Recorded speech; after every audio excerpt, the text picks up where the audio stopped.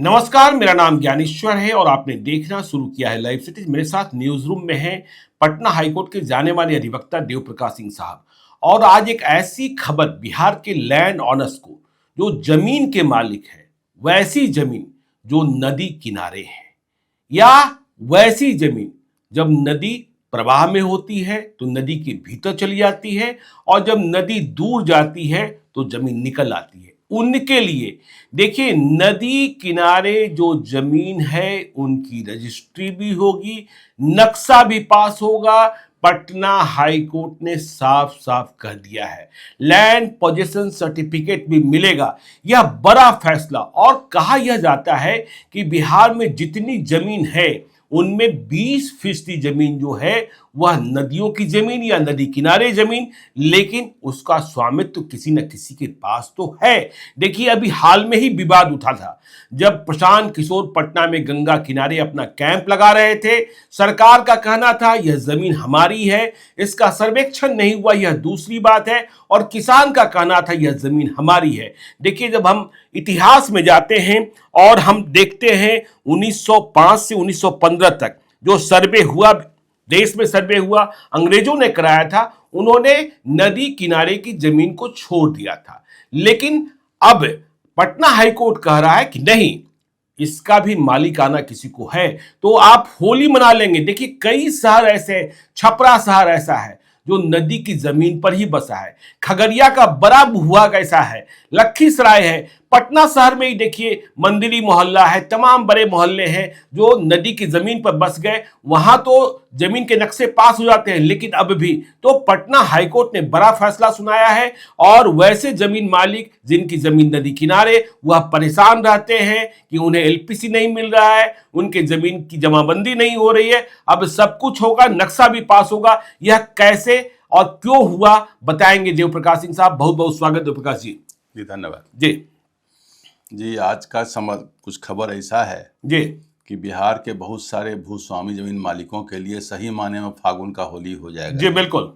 क्योंकि बहुत दिनों से उन लोगों का जो स्वामित्व था, जो जिनको या खेती की जमीन हो या बांस की जमीन हो, ऐसी जमीन जिसको कि 1905 से 1915 के बीच में जो सीएस कैडिस्ट्रल सर्वे अंग्रेजों ने कराई, जी बिल्कुल, उसमें जो नदी किनारे में वो जमीन जो बराबर का या तो नदी के पेट में चली जाती थी या नदी से फिर निकल जाती थी। तो कहा कि ये जमीन का चूंकि फिक्सेशन नहीं है, कभी जमीन रहेगी कब नहीं रहेगी, जिसका हम सर्वे नहीं करेंगे। सर्वे केवल इसलिए कहा जाता था दियरा का चास और दियरा का बास दोनों लुच्चा है। यह जमीन कभी है कभी नहीं है, यह घर कभी है कभी नहीं है। दियारा का मिथ्या माना जाता था। जी। तो उसमें यह कहा गया कि भाई वो जो जमीन है उसका सर्वे हम नहीं करेंगे। सर्वे केवल होता था, सर्वे का मतलब होता है रेवेन्यू। जी। सर्वे का कहीं मतलब स्वामित्व तो नहीं है, मालिकाना नहीं है, कहीं भी नहीं है। सर्वे केवल सरकार इसलिए करती है कि जमीन को एक नंबर दे करके फिर बाद में उस खतियान नंबर दे करके बाद में उसका मालिकाना बना के चौहद्दी बना के कहता है ये जमीन उनके नाम से है, जिसका है उसका लिख देना है। और उसके बाद उसके नाम से जमाबंदी करिए। जमाबंदी को भी बता दें कि जमाबंदी का मतलब होता है रजिस्टर, और जमाबंदी नंबर का मतलब होता है रजिस्टर का पेज नंबर, जो हम लोग कहते हैं रजिस्टर 2 और रजिस्टर 1 की जो बात होती है। दो, एक खतियान का होता है और एक जो होता है जो डायनेमिक रिकॉर्ड, जिसमें बराबर, क्योंकि जमीन तो डायनेमिक चीज है ना, आज उसका है कल बिकेगा, कल दूसरे को चला जाएगा। वो ट्रांसफर फादर का है तो बेटा का हो जाएगा, बेटा होगा तो किसी और को दे देगा। इस ढंग का होती है जमीन, डायनेमिक चीज है। तो डायनेमिक चीज इसलिए एक रजिस्टर 2 रखा, लेकिन रजिस्टर 1 एक रहता जब तक सर्वे दोबारा ना हो जाए। तो जमीन का स्वामित्व के लेकर के उन्होंने कहा कि सर्वे जब नहीं किया तो बिहार सरकार इसको यह मान रही थी, उनके पदाधिकारी भी मान रहे थे कि जिस जमीन का सर्वे नहीं है, खाता खसरा नंबर नहीं, वो सारी जमीन सरकार की, वो सारी जमीन बिहार सरकार की। जबकि ऐसा है नहीं, ऐसा नहीं। तो उसको मान के चल रही थी। और आपको जान के आश्चर्य होगा, छपरा पूरा शहर ही ऐसी ही जमीन पर है। अच्छा। और इस जमीन को टेक्निकली बोलते हैं टोपोलैंड। टोपोलैंड जी। तो टोपोलैंड उसको कहते थे जो जमीन नदियों के से निकले हुए थे, नदी ने धार बदल दी और पूरा जमीन निकल गया।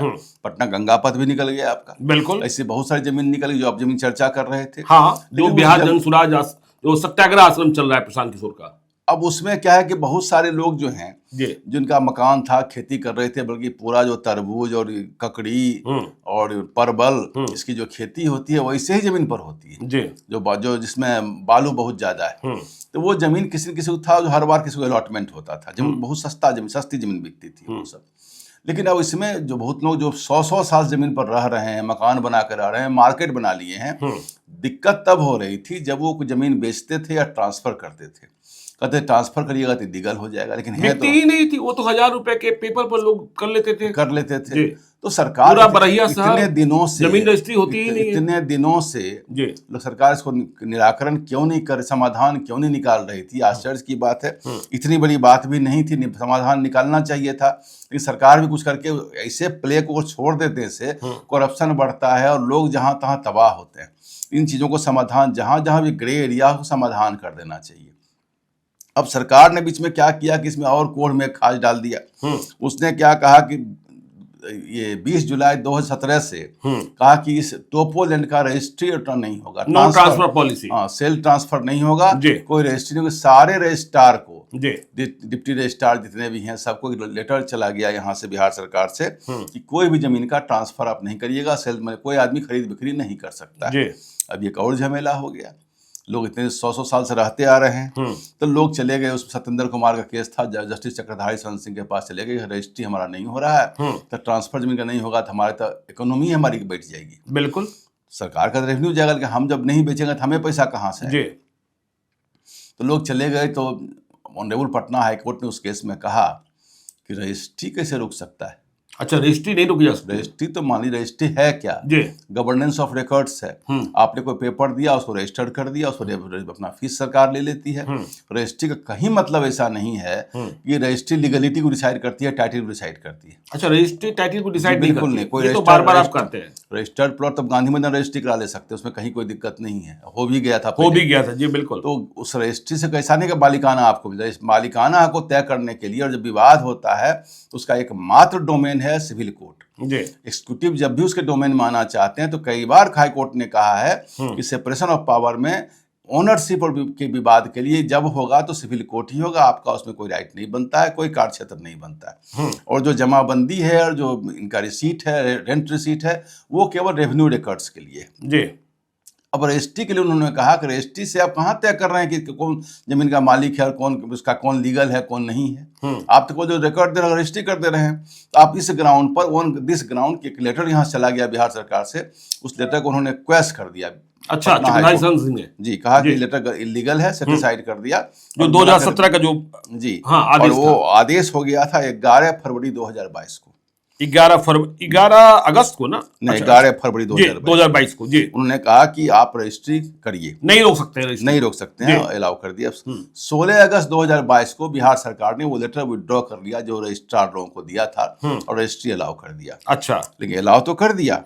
ठीक 29/9 को, मतलब 1 महीना बाद, 1 महीना 13 दिन के बाद एक लेटर इशू कर दिया कि कोई भी टोपोलैंड का जमाबंदी और एलपीसी इशू कोई सर्किल अफसर नहीं करेंगे। जमाबंदी मतलब म्यूटेशन और लैंड पोजीशन सर्टिफिकेट। हाँ, ऐसे रेंट रिसीट नहीं लेंगे जब तक ये हम लोग। तो फिर जमीन तो खत्म ही है, बेकारी वाली बात। बोला कि रजिस्ट्री तो कर दीजिए, ट्रांसफर ऑफ लैंड होगा, लेकिन जमाबंदी नहीं होगी, एलपीसी नहीं होगी।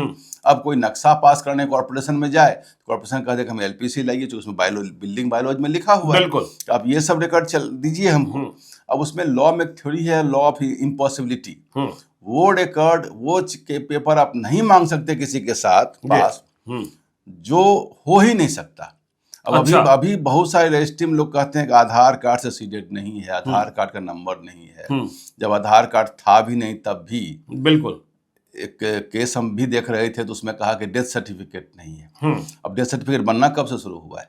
हाँ, ये बड़ा सवाल। बिल्कुल, तो ऐसे बहुत सारे डॉक्यूमेंट हैं, बहुत सारी चीजें जो बाद में बनना शुरू की, लेकिन बहुत सारे एग्जीक्यूटिव इतने पढ़े लिखे आ जाते हैं, वो चीज में मांगते हैं जो पहले पैदा ही नहीं लिया। तो उन्होंने कहा कि भाई हमें वो एलपीसी चाहिए। जो एलपीसी आप खुद एक आदेश से रोके हुए हैं और ट्रांसफर और सेल को नहीं रोके, वो आप लोग हाई कोर्ट से खत्म हो गया। जमीन खरीदिए बेचिए, इसमें कोई दिक्कत नहीं है। ज्ञानेश्वर जी कि हाई कोर्ट ने आदेश, पटना में गाड़ी रुकी हुई थी, हाईकोर्ट जानी थी दिल्ली, पटना हाईकोर्ट का गाड़ी खोलो पटना से, गाड़ी खोलो। सरकार ने गाड़ी तो खोल दी, बिहटा में जाके खड़ा कर दी। मतलब अब आगे नहीं जाएगी गाड़ी, वहीं खड़ी। हाँ, मतलब जमीन बिक सकती है लेकिन आप एलपीसी नहीं देंगे और जमाबंदी नहीं तो करेंगे, कोर्ट ने तो कहा, मतलब क्या हुआ जी? कोर्ट ने कहा कि जब एक चीज हमने कर दिया उसको जी। लीगल डिक्लेयर कर दिया, कहा कि ओनरशिप में आप नहीं आ सकते हैं, रेवेन्यू रिसीट लेना आपका काम है, लोग सीओ के पास जा रहा है, रिसीट देना चाहता है, पेमेंट देना, आप लेते नहीं तो क्या करेगा? तो आप इसके ग्राउंड पर कैसे उसके किसी का मैप रोक सकते हैं? जी तो वही वाली बात मैंने कहा, ट्रेन यहाँ से खोल दिया, बिहिटाम जाकर रोक दिया। बिल्कुल।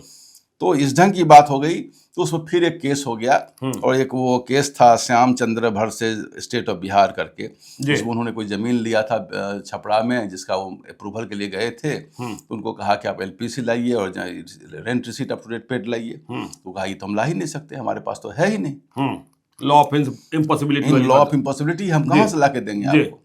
उस पर पूरा केस हुआ, और केस जस्टिस पूर्णेंदु सिंह के यहाँ केस गया, और केस जाने के बाद वो केस 1 अप्रैल 2024 डिसाइड हो गया। उसमें एडवोकेट जनरल भी गए थे। अच्छा, एडवोकेट जनरल पीके साई भी गए थे उस समय, वही होंगे तो वही गए होंगे। Additional chief secretary land revenue भी गए थे। तो वो लोग गए थे, उन्होंने जाके कहा कि हम लोग उसको मानते हैं, लेकिन हम लोग इस पर एक प्लानिंग कर रहे हैं, हम लोग की पॉलिसी चल रही है कि हम लोग एक टोपोग्राफिक सर्वे करके और ज़मीन का जमाबंदी भी अलाउ कर देंगे, एलपीसी भी अलाउ कर देंगे, जिनका ओनरशिप है, जो पुराना ओनरशिप है, 100 साल से चल रहा है, जिनका पहले से चल रहा है, उनके किसी के मालिकाना में हमें कोई हस्तक्षेप नहीं करने जा रहे हैं, बस हम एक पॉलिसी और स्कीम बना रहे हैं जी। तो हाईकोर्ट ने कहा कि इस पॉलिसी स्कीम के लिए किसी का काम कैसे रोक देंगे? आप सर्वे कर रहे हैं, टोपोग्राफी कर रहे हैं, या कोई नया सर्वे कर रहे हैं, इस ग्राउंड पर किसी काम को तो रोक नहीं सकते। अच्छा। आप उसको अलाउ करिए, सर्वे अपना करते रहिए। ऑनरेबल एडवोकेट जनरल ने कहा उसमें कि हमने किसी म्युनिसिपल कॉर्पोरेशन को कोई डायरेक्शन नहीं दिया। अच्छा, एडवोकेट जनरल ने कहा जी, हमने किसी डायरेक्शन नहीं कहा कि आप अपना कॉन्स्टिट्यूशनल ड्यूटी नहीं निभाइए और अपना मैप नहीं, हमने किसी को कहा ही नहीं, अपने मन से रोके हुए जी। तो यहाँ तो सरकार वहां से विड्रॉ कर ली अपने आप को। वो जो आदेश हुआ था रजिस्ट्री वाली, उस रजिस्ट्री के आदेश के अगेंस्ट में बिहार सरकार गई हुई थी सुप्रीम कोर्ट भी। अच्छा, सुप्रीम कोर्ट ने उसको डिसमिस कर दिया, एसएलपी को। सुप्रीम कोर्ट ने क्या कहा? डिसमिस कर दिया। सुप्रीम कोर्ट ने कहा कि स्वामित्व के इशू पर आप आए हैं, जो ऑलरेडी डिसाइड वहां हो गया, ये कोर्ट का डोमेन है, आपका डोमेन नहीं है। अब बेमतलब सुप्रीम कोर्ट यहाँ आए, वहीं से मतलब एट दी थ्रेशोल्ड डिसमिस करते हैं। अच्छा। मतलब बिना सुने ही उठा के फेंक दिया इसको, बोला यहाँ आना ही नहीं चाहिए था इसके, वहीं डिसाइड करिए इस चीज को। तो जिसको कहते हैं गेट पर से ही वापस कर दे, बिल्कुल उस ढंग के मामले को कहते हैं।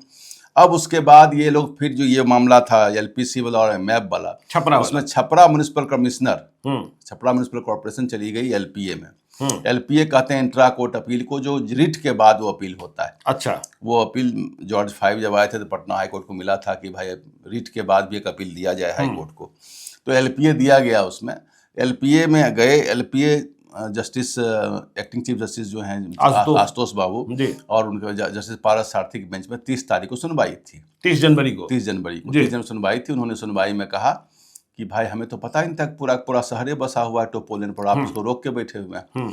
और इसमें जो उन्होंने आदेश दिया है सिंगल जज बेंच ने, जस्टिस पूर्णेंदु सिंह के बेंच ने, कि आप इसको नहीं रोक सकते, चूंकि इम्पॉसिबल डॉक्यूमेंट्स आप डिमांड नहीं कर सकते, आप खुद रोके हुए हैं। ओनरशिप में आप जाने जितनी बातों को डील किया गया है उस केस में, उसको आप रोक नहीं सकते। तो एलपीए भी डिसमिस हो गया। एलपीए भी डिसमिस हो गया। अच्छा। अब जो मामला जस्टिस पूर्णेंदु सिंह वाले बेंच का, सिंगल जज बेंच का जो है जजमेंट, वो जजमेंट कंफर्म हो गया। कंफर्म हो गया मतलब टोपो लैंड जायज लैंड है, वैध लैंड है, लीगल लैंड है। उस पर सेल ट्रांसफर, सेल भी होगा, ट्रांसफर भी होगा। एलपीसी रेवेन्यू सरकार करे न करे, लेकिन उसके कारण किसी का मैप भी नहीं रुकेगा। मतलब मकान भी बनेगा, मार्केट भी बनेगा, मॉल भी बनेगा, सब कुछ। लेकिन कभी कभी ऐसा कहा जाता है कि ये रिवर बेड की जमीन है, इसलिए इस पर आप कुछ निर्माण नहीं कर सकते हैं, ग्रीन ट्रिब्यूनल भी आ जाता है। पटना में ही हम लोगों ने देखा था कि रिवर बेड के तो पूरा धरती है बड़ा हुआ है, शायद पहले समंदर के अंदर पूरा धरती ही था। नदियां अपनी दिशा को बदलती है, बहुत जगह को नदी, जैसे बेली रोड आपके बारे में का, जो इसको जवाहरलाल नेहरू मार्ग कहते हैं, कभी वो भी सोन नदी का धार था। तो ऐसी बहुत नदी का जब धार बदल जाता है, किनारे धार का चेंज होता है, तो बहुत सारी जगह उगल देती है नदी। अब वो फिर रहेगी 100, 150, 200 साल।